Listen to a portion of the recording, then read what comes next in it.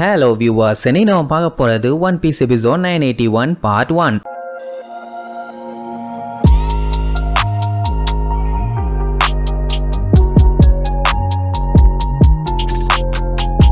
Open பண்ணா போன பாட்டுல ஜிம்பை ஒரு வழியா இவங்க கூட வந்து சேர்ந்துட்டான். எல்லாத்துக்குமே அவ்வளோ சந்தோஷம். எவ்வளோ சந்தோஷம்னு அவங்களுக்கு வர ஆனந்த கண்ணியிலேயே நீங்க சொல்லிடலாம். லூஃபி எல்லாம் மேல பாஞ்சிட்டான்னு வைங்க. சோ இன்னையில இருந்து 1000 சன்னில ஐ மீன் ஸ்டார் ஹேக்ல அவனும் ஒரு மெம்பர். எல்லாரும் வந்து அவன் மேல பாஞ்சிருக்காங்க. ஆனாலுமே அவனை கம்ப்ளீட்டா கவர் பண்ண முடியலன்னா பாருங்களேன். இப்படி இங்க இவங்க எல்லாம் என்ஜாய் பண்ணிட்டு இருப்பாங்க. அங்க லாவும் யூஸ்டஸ் கிட்டும் அப்படியே ஷாக்ல பாத்துக்கிட்டு இருப்பாங்க. ஏன்னா ஜிம்பை ஒன்னும் சாதாரண ஆள் இல்ல. அவனுமே வார்லாடா இருந்தவன். அவனே இவன் க்ரூல வந்து சேர்ந்திருக்கானா அப்ப டெஃபினட்டா இனிமேட்டு லூஃபியோட க்ரூ வந்து ஸ்ட்ராங்கான க்ரூ தான் வைங்க. லூஃபி எல்லாம் பாத்தீங்கன்னா அவன் செத்துருவானோன்னு நினைச்சு பயந்துட்டு இருந்தான். ஆனா வந்துட்டான். ஆக்சுவலா அவன் முன்னாடியே வந்திருப்பான். இந்த சன் பைரட்ஸ் ஆளுங்க இருக்காங்கல்ல, அவங்கள சில பேர்த்துக்கு கொஞ்சம் அடிபட்டுருச்சு. அவங்கள கேர் பண்ணி சேஃப்டி பண்ணிட்டு வரதுதான் லேட் ஆயிருச்சு. மொத்தத்துல இவன் வந்ததும் அவங்களுக்கு அவ்வளவு சந்தோஷம்னு வைங்க. உடனே லூஃபிக்கும் ஜிம்பைக்கும் எப்படி எல்லாம் கனெக்ஷன் ஸ்டார்ட் ஆச்சு, அவங்களுக்குள்ள என்னென்னலாம் சம்பவங்கள் நடந்துச்சு, அவங்க ரெண்டு பேரும் சேர்ந்து என்னென்ன அலப்பறைகள்லாம் பண்ணாங்கன்னு ஒண்ணு விடாம எல்லா விஷயத்தையுமே யோசிச்சு பார்ப்பாங்க. சோ இப்ப கடைசியில வரமாட்டேன்னு சொன்னவன் அவன் கடமையெல்லாம் முடிச்சுட்டு வந்து ஒன்னா சேர்ந்துட்டான். ஜிம்பை பாத்தீங்கன்னா கப்பலோட ஸ்டீரிங்க சூப்பராவே ஹேண்டில் பண்ணுவான். எவ்வளவு பெரிய பஞ்சாயத்து வந்தாலும் சரி அழகா எஸ்கேப் ஆகி அதுல பூந்து வரதுல கில்லாடி.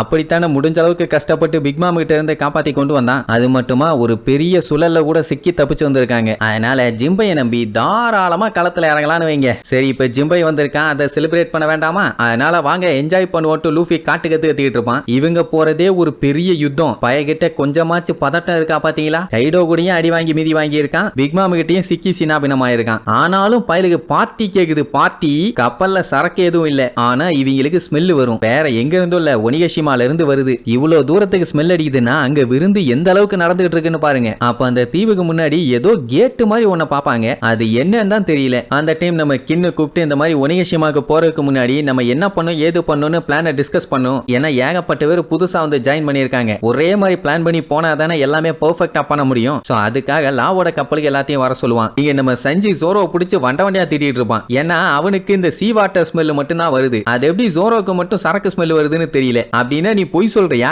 அப்படின்னு லூஃபிக்கு நிஜமாவே சாப்பாடு ஸ்மெல் வருது. அப்படின்னா கண்டிப்பா ஒனிகஷிமால இருந்து தான் வரணும். இங்க கிண்ண கண்டுக்காம அவங்க பாட்டுக்கு சாப்பாடு பத்தி தான் டிஸ்கஸ் பண்ணிட்டு இருக்காங்க. அவன் விடாம காட்டு கத்து எத்துவான். லா கூப்பிட்டு அட அறிவு கட்டவன, நீ என்னதான் அவனுங்களை கூப்பிட்டு வச்சு பிளான சொன்னாலும் அவனுங்க மண்டையில அந்த டைம் என்ன பிளான் வருதோ அதைத்தான் அவனுங்க பண்ணுவானுங்க. அண்ட் அது மட்டும் இல்லாம இது என்னோட ஷிப்பு அப்படி நீ ஸ்ட்ராட்டஜி ஏதாச்சும் பிளான் பண்றீங்கன்னா வேற எவனாச்சும் ஷிப்ல பண்ணு. அத்தனை பேர்த்தையும் இங்க கூப்பிட்டு வந்து கும்மால் அடிக்கூடாது, பிச்சு போடுவேன் பிச்சுன்னு சொல்லிட்டு இருக்கும் போதே டாக்ஸ்டோம் மஸ்கிட்டீஸோட கேப்டன் சிசிலியன் வந்து எனக்கு பிளான பத்தி தெரிஞ்சுக்கணும்னு ஆர்வமா கேட்பான். அட்ராசக்க வாடா என் சந்தன குட்டி வெள்ள ஜட்டி, உனக்குள்ள ஏன் ராஜா இவ்வளவு விரின்னு கேட்டா டாக்ஸ்டோம் வந்து கொசுக்கி ஓடனோட ரீடைனர். அவர் இந்த பேட்டல்ல சண்டை போடுறாருன்னா அவருக்கு சப்போர்ட்டா இவன் மிங்ஸுக்காக நின்று சண்டை போடுவானாமா. இதை அவன் சொல்லிட்டு இருக்கும் போதே யோகரோ அங்க வந்துருவாரு. அவர் வந்து இந்த லேண்ட் ஆஃப் ஆனவ சேர்ந்த சாமுராய்ஸ் இருக்காங்கல்ல, அவங்களுக்கு இன்சார்ஜா இருப்பாராமா. சோ இப்போ மிங்ஸையும் சாம்ராய்ஸையும் கண்ட்ரோல் பண்றதுக்கு ஆளுங்க ரெடி. பிளானை மட்டும் சொல்லிட்டா போதும், பக்காவா எல்லாத்தையும் திருக்க விட்டுருவாங்க. சரின்ட்டு அங்க எல்லாத்தையும் உட்கார வச்சு முதல்ல எல்லாத்தையுமே மன்னிப்பு கேட்பான். ஏன்னா 20 வருஷம் கழிச்சு வந்திருக்காங்கல்ல, அதுக்காக. ஆக்சுவலா பிளானே அதுதான், அதுக்கு எதுக்கு மன்னிப்பு கேட்கணும்? ஆனா இப்படி ஒரு ஸ்டெப் எடுக்கணும்னு சொல்லி வந்திருக்காங்களே, அதோட விடாம புத்திசாலித்தனமா பயங்கர ஸ்ட்ராங்கா இருக்க ஆளுகளா பார்த்து கரெக்டா கூப்பிட்டு வந்திருக்காங்க. மெயினா நம்ம லூஃபியா தான் அவர் சொல்லுவாரு. அவங்களுக்கு கைடோவையும் உரோச்சியும் போட்டு பொழந்து கட்டி ஆகணும். அதுக்கு என்னென்னலாம் பண்ணணுமோ அதை கண்டிப்பா பண்ணுவான் தான் சொல்லுவாங்க. ஆமா நீங்க ஒண்ணு புரியல, கைடோ மேல வேர்ல்டு கவர்மெண்டே கை வைக்க மாட்டேங்கிறானுங்க. அப்படி இருக்கும்போது இந்த கிறுக்கு பையன் யாரை கூப்பிட்டு வந்து அவன் கூட சண்டை போடுவான்? இவன் 1 லட்சம் பேரை கூப்பிட்டு வந்தாலும் அவன் ஒரே ஊதுல ஊதி தள்ளிட்டு போய்கிட்டே இருப்பானே.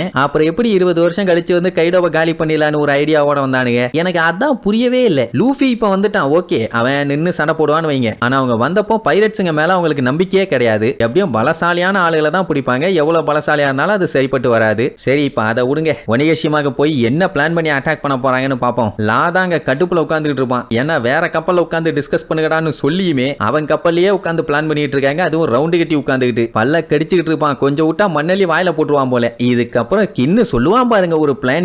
அதுதான் தாறுமாறு தக்காளி சோறு. என்னென்ன மேப்ல ஒனிகஷிமான்னு போட்டிருக்குதே, அது ஒரு ஐலாண்டு. அந்த ஐலாண்டுக்கு அவங்க இஷ்டத்துக்கெல்லாம் அங்க எங்க எல்லாம் பூந்து போக முடியாது. ஏன்னா சுத்தி ஃபுல்லா மவுண்டைன். இவங்க அந்த கிளிஃப்ல ஏறி போகணும்னு ட்ரை பண்ணாங்கன்னா வலிக்கு விட்டு கடலை விழுந்து சாகத்தான் செய்யணும். அதாவது இம்பாசிபிள். அந்த ஐலாண்டுக்குள்ள போற போறதுக்கான ஒரே வழி ஸ்ட்ரெயிட் ரூட்ல போறது மட்டும்தான். அங்கதான் ஒரு பெரிய கோட்டையே இருக்குது. எப்படியும் ஒரே வழிங்கிறதுனால செக்யூரிட்டி பலமா இருக்கும். அதை எப்படியும் இவங்க தாண்டி தான் போயாகணும், வேற வழி இல்ல. சோ அப்படி இவங்க உள்ள போனதுக்கு அப்புறம் அங்க ஒரு பெரிய மேன்ஷன் இருக்குது. அதுக்கு முன்னாடியும் காட்ஸுங்க பயங்கரமா இருப்பாங்க. அவ்வளவு சீக்கிரத்துல உள்ள போக முடியாது. ஆனா அந்த மேன்ஷனுக்கு பின்னாடி பாத்தீங்கன்னா ஒரு பேக் என்ட்ரன்ஸ் இருக்காமா. இவங்க டீமையே ரெண்டா ஸ்பிளிட் பண்ணி அப்படியே சுத்தி பின்னாடி போனாங்கன்னா பேக் என்ட்ரன்ஸ் வழியா ஈஸியா கேசல்குள்ள போயிடலாம். நம்ம அப்படி வருவோன்னு அந்த கைடோ பைய எதிர்பார்த்திருக்க மாட்டான். அப்படியே நைஸா பதுங்கி பதுங்கி பின்னாடி வழியா உள்ள போனோம்னா, ஐ மீன் அந்த கோட்டைக்குள்ள போனோம்னா, கைடோ உட்காந்து சரக்கடிச்சிட்டு போதையில கண்ணா பின்னான்னு கோழிக்கறிய போட்டு குமுறி எடுத்துக்கிட்டு இருப்பான். அந்த டைம் சர்ப்ரைஸ் அவன் கழுத்துல ஒரே போடு, அவன் கழுத்து துண்டா தெரிச்சிரும். அவன் அங்கேயே காலி. அதுக்கப்புறம் நம்ம எல்லாத்துக்கும் ஜாலின்னு சொல்லி வெறித்தனமா பிளான சொல்லுவான். உடனே அந்த இடத்துல அப்படி ஒரு அமைதி, பின்னு விழுந்தா கூட